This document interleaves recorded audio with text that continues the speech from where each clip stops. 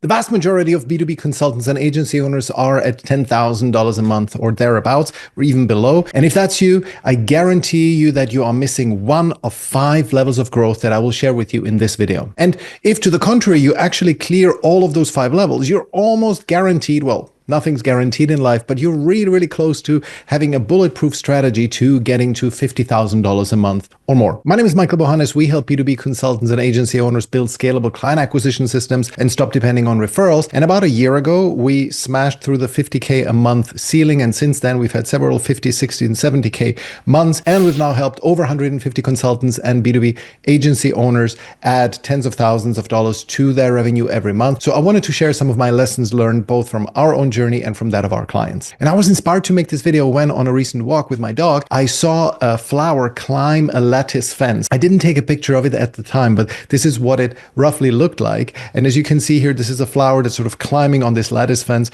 towards the sunlight. And if you're like most people, you're trying to grow a consulting or agency business, you're also climbing sort of towards the sunlight, just like the flower. You need to take this one lattice level at a time. So let's get started and discuss those levels. Okay, so level 1, have a financial goal. You should actually want to reach 50K a month. And it sounds very trivial, but it isn't. It is important because you will start thinking about business differently. When you don't have a clear financial goals and instead you're really focusing too much on your craft, you are not focusing enough on the business side of things. So it sounds a bit weird, but let me explain what I mean by that. There's 2 fundamental elements in every business: value delivery and architecting the system of value delivery. Those 2 are very separate. It's like baking pies on one hand, and the other part is building the bakery or even a chain of bakeries and hiring people and getting ingredients at scale, etc. Those are 2 very fundamentally different aspects of the business. And when you don't have a financial goal, whether that's revenue, profit goal, enterprise value, or even your personal net worth, if you don't have that, you are too much in the weeds of pie baking. You're obsessing about the pie baking recipe. You're constantly peering into the oven as the pie is baking. Basically, you're over-indexing on the pie baking and under-indexing on building the pie baking factory. And the whole upshot here is you have to be a little bit more dispassionate about what you are selling. Don't be in love with your craft too much that you neglect building the factory. And if you now say, no, I don't really care about the money, I just want to practice my craft, then this video is absolutely not for you. This is for those people who want to actually scale, grow a consulting or agency business. I've now had over 1,000 sales calls, and there's a really strong correlation between people who are in love with their craft, they're passionate about what they are doing, and relatively low revenue levels. And so if you start by having a revenue or profit or whatever goal, but it has to be a financial goal, it means that you're actually about to embark on a journey of building a business rather than just being a craftsman. Okay, now that we've set a revenue goal, you might start think, you've heard somewhere this concept of don't set output goals, don't set revenue goals, don't set profit goals, whatever it is. Instead, focus on things you can actually control, such as input goals. And I totally get it. I absolutely understand where this comes from. And actually, I agree with it. The thing is, just like you can walk and chew gum at the same time, you can have a revenue or enterprise value or profit goal for your business while also on the day-to-day focus on the input goals, right? You can have the idea, okay, I want to reach my dream weight, and at the same time, and that's a specific number, and then at the same time, focus on really every day getting in your input goals, such as going to the gym, doing your reps, progressively adding weights, making your workouts more difficult, and of course, reducing your calories so that you're constantly in a calorie deficit, right? All of that makes sense to focus on these input goals. You can also at the same time have an output goal. But we do have to have an output goal because that turns you from a pure pie baker into a pie bakery business owner. So I hope I made that point clear. Now let's get to level 2. Now you've climbed up one level on this lattice as the flower, if we stay with that image, and now we can talk about business specifics. Okay, level 2, decide on the strategic basics, and also you can call it don't walk with a ball and chain on your foot. So many people have their strategy messed up. They're making really basic strategic mistakes, building a business that is super hard to scale for various different reasons. And in this video, we will just go through them and just eliminate all of those strategic mistakes. Because if you don't steer clear of all those mistakes we're going to go through here at level 9, you really are shooting yourself in the foot, right? It's especially if in aggregate, most people commit these mistakes in aggregate, then you're really making it impossible to reach 50K months. And so we have to think about what are we selling to whom? Let's go to number 1. Unless you already have tons of objectively verifiable proof, don't sell coaching services. I know this is probably a controversial point. Many of you will be wanting to sell some coaching, but if you do not have already, let's say 10, 15 hardcore, clear-cut success stories where you've helped somebody get from A to B, and this transformation that you've helped them achieve is objectively verifiable. It's not just saying, oh, John helped me so much and John is so great. It's not good enough. It needs to be a specific thing. You've decreased their cost from X to Y. You've increased their revenue, increased their profit from X to Y. Whatever it is, do not sell coaching if you do not have that. And I really talk from experience. I've had now these 1,000 sales calls, and I keep seeing this, especially people who provide executive coaching. And we talked about this in another video. I'm going to link to it at this point. But people who are selling executive coaching and leadership coaching, and they do not have strong proof points yet, they really struggle. Why? Because it is not an objectively verifiable result service, right? There's no clear ROI on these topics, right? So you're really making it much more difficult. If you're at a relatively early stage, you do not yet have a significant track record that really qualifies, it cuts you out to be a coach. Rather sell agency, i.e. done for you services, or consulting services, anything that sort of adds a pair of hands to what the company needs doing. That's generally the safest. It is not the most scalable, of course, but you can change an agency business gradually over into something more scalable, such as a coaching business, but you need that proof first. So one of the mistakes I see people commit all the time is that they try to do too much coaching too early before they've had significant proof. And I would put the proof at, let's say, at least 10 success stories with videos, documented case studies, then you can start coaching. But before that, avoid the coaching. Now, point number 2, at level 2, remember we're still in the area of not committing strategic mistakes. So this is a big one. Don't try to be creative, okay? Don't create something unique, a super unique service that doesn't exist yet. Chances are there's no market for it, okay? This may be a controversial point, but just copy someone else. Really, let's look at what other people are doing in your domain and just use their language. Don't like 100% copy. Don't even copy their color scheme. You know, you get it, right? It's just effectively do what they sell because it is obviously proven in the market if you're starting out. And of course, it shouldn't just be one person who you copy. Look what else is out there. Look what kind of services people are successful with in your market, and then just copy mostly what they are doing. Okay, you can always add your unique flavor to it later, but what you need to achieve, and that's going to be one of the next points here, we need to achieve selling to a stranger. That is going to be such a crucial point. And you're making it so much more difficult on yourself if you try to sell a creative service. So I'm a huge fan of let's get to 6 figures first. You can absolutely do that. I even think you can get to 7 figures by just copying other people. Okay, point number 3 in the strategic checkboxes. Charge according to your skills. Don't charge too much money up front. And how should you assess your skills? How good are your skills? Well, there's a very simple razor and you might not like it, but you're only as good as your success stories. This really is the great equalizer. So many people think that they are so good at their craft. Well, if you're so good at your craft, how many people have publicly stated this about you, that you are great at your craft? How many have said it? Many people really are very much stuck in a completely unrealistic revenue expectations. And then when I ask them, well, where are your success stories, they just stare at me blankly. They don't have any. I once spoke to somebody who has been a consultant for literally 20 years and did not have a single instance where one client went out there and publicly with name and job title and company had said something. Yes, this person, John, is very good at what they do. For 20 years, he's been doing this kind of consulting work. Okay.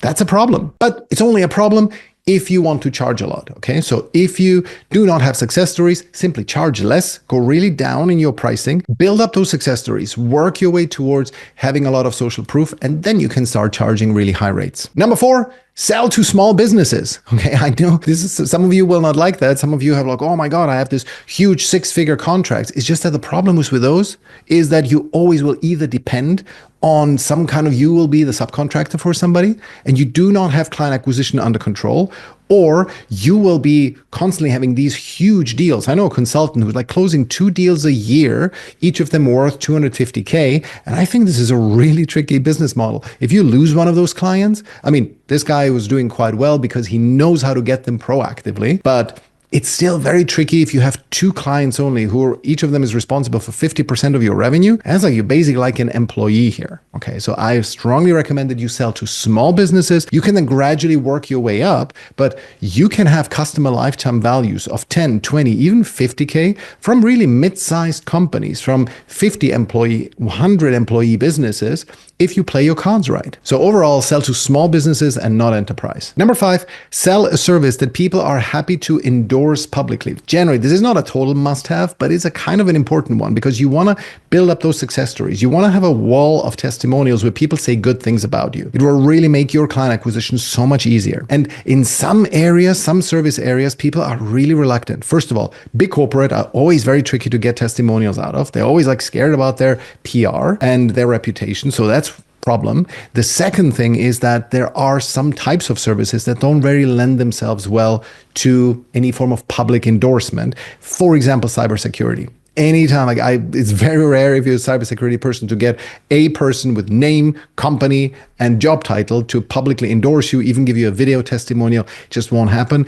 Similarly, it's a little bit tricky as far in areas like strategy or some very strong form of fundamental organizational development and transformation. Why? Because those are topics that are very close to the company's sanctum, and people tend not to be too thrilled about publicly endorsing somebody in an area that they feel they should have figured out on their own, like strategy. So if you have a choice, if you're a super duper strategy expert, okay, that's fine. Strategy, by the way, is really difficult to sell proactively. So if you're a strategic expert, maybe you can go towards an area where you can provide more tactical support, and then people will, first of all, it's going to be much easier to get clients proactively, and people will be happy to endorse you publicly, right? But if you're in one of those tricky areas like cybersecurity or these kind of organizational redevelopment and strategy, those are really tricky to get. Try to see if you can maybe sell some kind of ancillary service. Okay, point number 6, get a TAM, a total addressable market of 10,000 entities, 10,000 companies, or 10,000 decision makers in the world, at least, preferably 30K. And as a good rule of thumb, in any market, you can really, at best, get about 1% of that market per year. And that is if you're really already great and you have everything going in your favor. And I say this because I regularly meet consultants who have a target market of a couple of hundred people. For example, recently I saw a consultant, I didn't approach him because I just saw his target market is tiny. He was selling to satellite industry companies, manufacturers and consulting firms in the satellite space. That's a tiny TAM. If there are 500 companies, remember I said about 1% of them you can get. If there's 500 companies in your target market, only let's say about 5% are even remotely in an area where they need some kind of help in any specific area. So 5% even are remotely considering, and you can sell at the very best to only 1% of them. Okay, so that means out of 500 companies, you can maybe, if you're really excellent, you can close 5 of them. And is your TAM so big that if you sell to 5 companies, you can make 50K a month? Tricky. And so if the average LTV for you is 50K, then 5 clients, 250K per year is the very maximum you will ever be able to do. Now, it's okay to start in a narrow niche. Okay, so if you're a satellite expert, then by all means go for it and start in that niche, build up your social proof there, but then you have to be able to expand. There has to be some kind of a vision where you will be selling into a larger market. Many companies go through these phases where they start hyper niched, but at some point you will exhaust your market. You have to go broader. My target market is about 50 to 100,000 people in the world. So at about 1% of that, my business will probably cap out anywhere from 5 million to 20 million a year. And I'm okay with that. Okay, point number 7 on the strategic mistake level, don't sell to broke people. So most forms of mindset coaching, confidence coaching, it's out. Selling to students, selling to jobless people, even selling to employees, right? It's like generally employees when you want, it's like a B2C sale. And I get it. Yes, you can maybe get a 1 to 2K customer lifetime value, some form of coaching, let's say career coaching, or even advice on how to start a business. In my opinion, it's just really difficult to make those sales. Far easier to sell to business owners a 10K, 20K service, and then you'll have a 10K, 20K close per sales conversation that you actually close. Okay. And it's not 10 times more difficult to close a 20K deal than it is to close a 2K deal. It is absolutely not. And so you'll be spinning your wheels if you sell a 1 to 2K LTV. Really try to avoid selling to broke people or selling services that simply are not as valuable, such as career coaching to employees. Selling is hard enough. You want to make as much as you can per sale. Point number 8 on avoiding strategic mistakes. Please, for God's sake, sell an objectively verifiable ROI heavy service. Okay. It has to be something where you can prove that you have added value either in the form of more revenue, more profit, cutting costs, increasing employee retention, etc. All of that is so much easier to sell than if you sell an unverifiable service. And we're really seeing this now in the US, where half of the consulting market is now crumbling before our eyes, where many services that do not have any specific ROI, such as, let's say, DEI consulting or government contracts, where all of that stuff is getting canceled because any kind of service where you can prove value to a business, where you say, this will make you more money, this will either cut costs or it will increase revenue, and here's how we will prove it.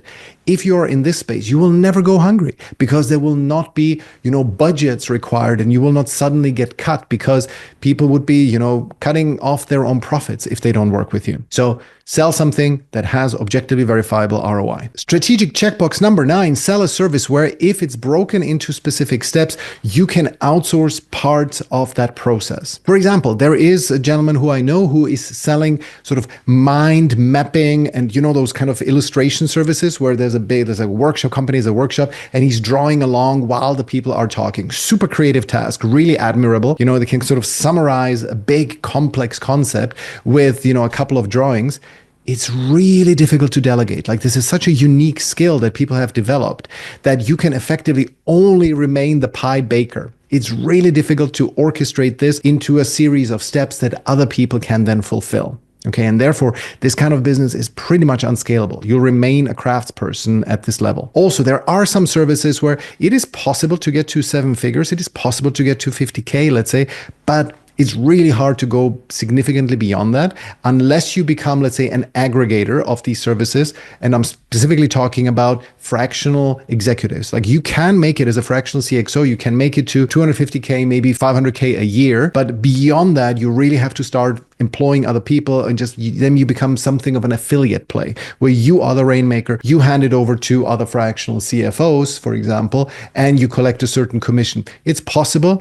I've not seen many businesses doing this model who make a ton of money. So I think it's a good way if you have, let's say, hardcore marketing skills, you have been a marketing CMO, it's okay to sell this on a fractional basis. You can get to 20, 30K a month on your own. Difficult to get beyond that if you don't have other people. Point number 10, sell painkillers, not vitamins. Is it something? It's very closely related to the ROI topic, but really try to sell something that really solves a significant problem rather than just like a give and take, such as, let's say, one of the topics is really tricky is like team building, any form of like team coaching, team development, etc.